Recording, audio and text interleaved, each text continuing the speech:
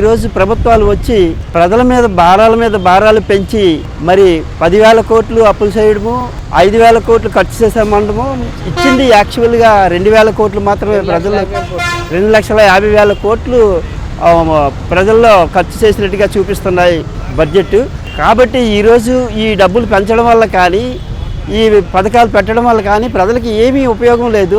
ఉపాధి అవకాశాలు పెరగకుండా, ప్రజల్లో పని లేకుండా ఇప్పుడు ఈ పథకాలు ఇచ్చాము, సంక్షేమం బాగుంది అని ముఖ్యమంత్రి చెప్పడం అనేది సిగ్గుచేటైన విషయము. ఈరోజు డబ్బులు ఇచ్చి డెవలప్మెంట్ అన్నది కనపడటం లేదు రాష్ట్రంలో. కానీ డబ్బులు ఇచ్చినంత మాత్రాన అభివృద్ధి చెందుతుంది అన్నది కాదు. ఈరోజు ధరలు చూస్తే విపరీతంగా నిత్యావసర వస్తువుల ధరలు కూడా కొనుక్కోలేనటువంటి పరిస్థితి.